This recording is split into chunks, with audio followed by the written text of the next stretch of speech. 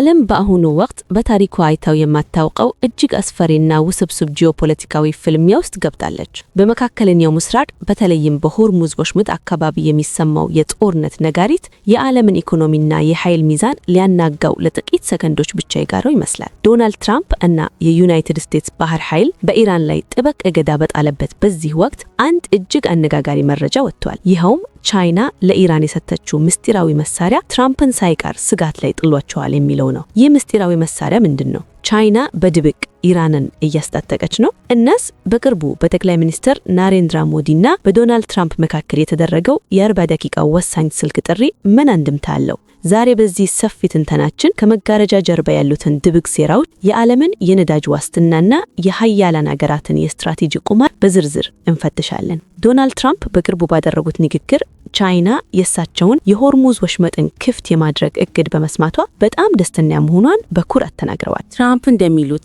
አሜሪካ የባህር መንገዱን ደህንነት ካስጠበቀች ቻይና ያለምንም ስጋት ነዳጇን ማግኘት ስለምትችል ቤጂንግ ከኢራን ጋር ያላትን ወታደራዊ ትብብር ለማቆም ተስማምታለች። ነገር ግን ብዙ ተንታኞች ይህንን የትራምፕ ንግግር በጥርጣሬ ነው የሚመለከቱት። ቻይና በእርግጥ በአሜሪካ የባህር ኃይል የበላይነት ደስተኛ ልትሆን ትችላለች የሚለው ጥያቄ የብዙዎች ነው። ትራምፕ ቻይናን በዲፕሎማሲያዊ መንገድ ለማለዘብ ቢሞክሩ፣ በተግባር ግን በሆርሙዝ ወሽመጥ ላይ ያለው የአሜሪካ ባህር ኃይል እገዳ በኢራን ላይ ብቻ ሳይሆን በቻይና የኢኮኖሚ ፍላጎት ላይም ተጽዕኖ እያሳደረ ነው። ይህ ደግሞ በሁለቱ ሀያላን መካከል ያለው ግንኙነት ተላይ ሰላም ከውስጥ ጦርነት መሆኑን ያሳያል። አሁን ወደ ዋናውና እጅግ አደገኛው ነጥብ እንለፍ። ታዋቂው ወታደራዊ ተንታኝ ሜጀር ጋውራቭ አርያ እንደገለጹት ቻይና ለኢራን እያቀረበች ያለው ድጋፍ ቀጥተኛ ካልሆኑ መንገዶች አልፎ ወደ ዘመናዊ ወታደራዊ ቴክኖሎጂ ተሸጋግሯል። ከፍተኛ ስጋት የፈጠረው መረጃ እንደሚጠቁመው ቻይና ለኢራን እጅግ ዘመናዊ የሆነ የሳተላይት መረጃ የማግኘት መብት ሰጣለች።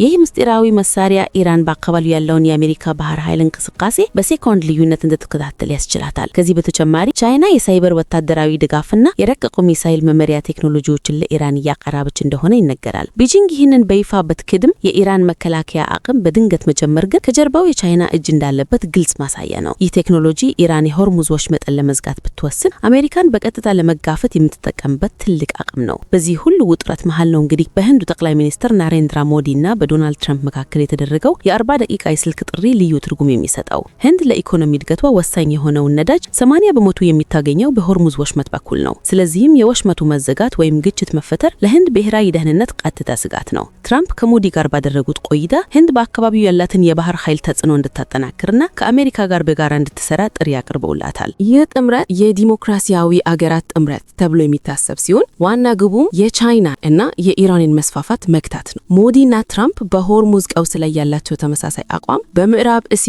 አዲስ የኃይል ሚዛን እየተፈጠረ መሆኑን ያሳያል። ህንድ ከዚህ ቀደም ከኢራን ጋር የነበራትን የንግድ ግንኙነትና ከአሜሪካ ጋር ያላትን ስትራቴጂካዊ አጋርነት እንዴት አጣጥማ እንደምትቀጥል ዓለም በጉጉት የሚጠበቀው ጉዳይ ነው። የሆርሙዝ ወሽመጥ በዓለም ላይ በቀን ከ21 ሚሊዮን በርሜል በላይ ነዳጅ የሚተላለፍበት እጅግ ወሳኝ የውሃ መስመር ነው። ይህ መስመር ለአንድ ቀን እንኳን ቢዘጋ የዓለም የነዳጅ ዋጋ በሰማይ ላይ እንደሚሰቀል ጥርጥር የለውም። ኢራን ይህንን ወሽመጥ የመዝጋት አቅም እንዳላት በተደጋጋሚ ስታስጠነቅቅ ቆይታለች። አሁን ደግሞ የቻይናን የሳተላይትና የወታደራዊ ቴክኖሎጂ ድጋፍ ካገኘች ማስፈራሪያዋ ወደ ተግባር ሊቀየር ይችላል የሚል ስጋት አለ። ትራምፕ የሆርሙዝን መስመር በቋሚነት ክፍት አደርጋለሁ ቢሉም ይህን ለማድረግ ግን ከኢራን አልፎ ከቻይና ጋር ፊት ለፊት መጋፈጥ ሊጠበቅባቸው ይችላል። የባህር ኃይል እገዳው በሁለቱም ወገን ያለውን ውጥረት እያገነፈለው ነው። ይህም ክልላዊ ግጭትን ወደ ዓለም አቀፍ ጦርነት የመቀየር አቅም አለው። የቻይናው መሪ ሺ ጂንፒንግ እጅግ ውስብስብ የሆነ የፖለቲካ ጨዋታ እየተጫወቱ ነው። በአንድ በኩል ቻይና ከአሜሪካ ጋር የንግድ ጦርነት ውስጥ መግባት ስለማትፈልግ ሰላም ፈላጊ መስላት ቀርባለች። በሌላ በኩል ደግሞ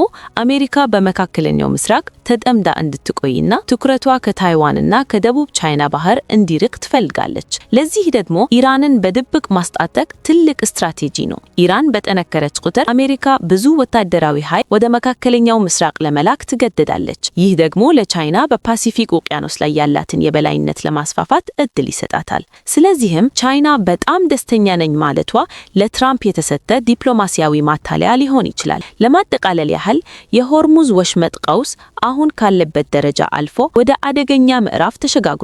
የትራምፕ ቆራጥነት፣ የሞዲ ስልጣዊ ጥንቃቄ፣ የኢራን ግትርነትና የቻይና ድብቅ ሴራ ዓለምን አዲስ መልክ ሊያስይዟት ይችላሉ። ቻይና ለኢራን የሰጠችው ምስጢራዊ መሳሪያ በትክክል ጥቅም ላይ ከዋለ የአሜሪካ ባህር ኃይል የበላይነት ሊያበቃ ይችላል። በሌላ በኩል ግን የትራምፕና የሙዲ ጥምረት ከጸና የቻይናን ድብቅ አጀንዳ በማክሸፍ የዓለምን የነዳጅ ዋስትና ማስጠበቅ ይቻላል። የእናንተ አስተያየት ምንድን ነው? ቻይና በእርግጥ አሜሪካን ለመጣል ኢራንን እንደ መሳሪያ እየተጠቀመችባት ነው ወይስ ትራምፕ ቻይናን በዲፕሎማሲ ማሸነፍ ችለዋል? ህንድ በዚህ ቀውስ ውስጥ ያላት ሚና እንዴት ይታያቸዋል? አስተያየታችሁን ከስር ባለው የኮሜንት መስጫ ላይ ጻፉልን።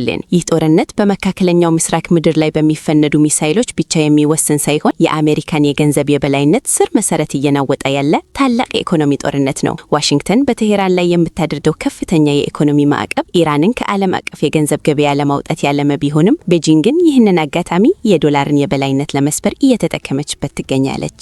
ቻይና 90% የሚሆነውን የኢራን የነዳጅ ምርት በቢሊዮን የሚቆጠር ዶላር በየዓመቱ እየከፈለች የምትገዛ ሲሆን ይህንን ግብይት የምታከናውነው በራሷ ገንዘብ በዩዋን ነው። ይህም የፔትሮ ዩዋን ስርዓትን በማጠናከር ለበርካታ አስርተ ዓመታት ዓለምን ሲቆጣጠር የነበረውን የፔትሮ ዶላር ስርዓት ቀስ በቀስ ወደ መቃብር እየላከው ነው። ቻይና ይህንን የምታደርገው ቲፖት ተብለው በሚጠሩትና ከዓለም አቀፍ ቁጥጥር ውጭ በሆኑ ገለልተኛ የነዳጅ ማጣሪያዎቹ አማካኝነት ሲሆን እነዚህ ማጣሪያዎች ማዕቀቡን በመጣስና ካሽ የኢራን ነዳጅን ወደ ቻይና ገበያ በማስገባት ለቤጂንግ ኢኮኖሚ ግዙፍ ጉልበት እየሆኑ ነው። በውጤቱም ምዕራባውያን በነዳጅ ዋጋ መናርና በኢኮኖሚ አለመረጋጋት ሲታመሱ፣ ቻይና ግን በጦርነቱ ሳቢያ በረከሰው ነዳጅ ኢኮኖሚዋን እያተሰችና አዲስ የዓለም የገንዘብ ስርዓት እየገነባች ትገኛለች። ይህ ስልታዊ እርምጃ አሜሪካ በኢራን ላይ የምታደርገውን ጫና ከማከሸፉም በላይ ቤጂንግ ያለ አንዳች ወታደራዊ መስዋዕትነት የዋሽንግተንን የፋይናንስ ኃይል እንድትቀንስ አድርጓታል። በኤፕሪል 15 ቀን 2026 ፕሬዝዳንት ዶናልድ ትራምፕ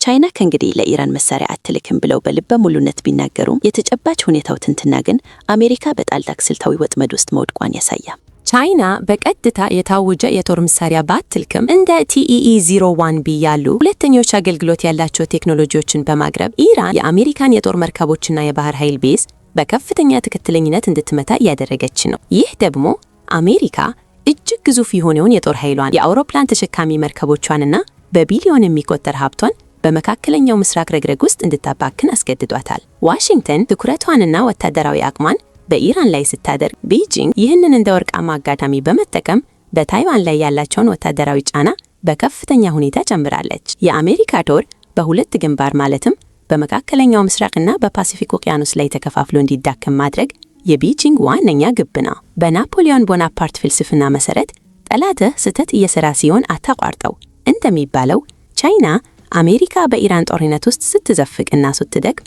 በትዕግስት እየጠበቀች በመጨረሻም ያለ አንዳች ከፍተኛ ጦርነት የታይዋንን ጉዳይ ለመጨረስና በዓለም ላይ ያላትን የበላይነት ለማረጋገጥ እየሰራች ነው። ይህ የቼስ ጨዋታ ቻይናን የዚህ ግጭት ብቸኛ አሸናፊ ሊያደርጋት የሚችል ትልቅ ስልታዊ ድል ነው። ዓለም በአሁኑ ወቅት በታሪኩ አይታው የማታውቀው እጅግ አስፈሪና ውስብስብ ጂኦፖለቲካዊ ፍልሚያ ውስጥ ገብታለች። በመካከለኛው ምስራቅ በተለይም በሆርሙዝ ወሽመጥ አካባቢ የሚሰማው የጦርነት ነጋሪት የዓለምን ኢኮኖሚና የኃይል ሚዛን ሊያናጋው ለጥቂት ሰከንዶች ብቻ የጋረው ይመስላል። ዶናልድ ትራምፕ እና የዩናይትድ ስቴትስ ባህር ኃይል በኢራን ላይ ጥብቅ እገዳ በጣለበት በዚህ ወቅት አንድ እጅግ አነጋጋሪ መረጃ ወጥቷል። ይኸውም ቻይና ለኢራን የሰጠችው ምስጢራዊ መሳሪያ ትራምፕን ሳይቀር ስጋት ላይ ጥሏቸዋል የሚለው ነው። ይህ ምስጢራዊ መሳሪያ ምንድን ነው? ቻይና በድብቅ ኢራንን እያስታጠቀች ነው። እናስ በቅርቡ በጠቅላይ ሚኒስትር ናሬንድራ ሞዲና በዶናልድ ትራምፕ መካከል የተደረገው የ40 ደቂቃ ወሳኝ ስልክ ጥሪ ምን አንድምታ አለው? ዛሬ በዚህ ሰፊ ትንተናችን ከመጋረጃ ጀርባ ያሉትን ድብቅ ሴራዎች፣ የዓለምን የነዳጅ ዋስትናና የሀያላን ሀገራትን የስትራቴጂ ቁማር በዝርዝር እንፈትሻለን። ዶናልድ ትራምፕ በቅርቡ ባደረጉት ንግግር ቻይና የእሳቸውን የሆርሙዝ ወሽመጥን ክፍት የማድረግ እቅድ በመስማቷ በጣም ደስተኛ መሆኗን በኩራት ተናግረዋል።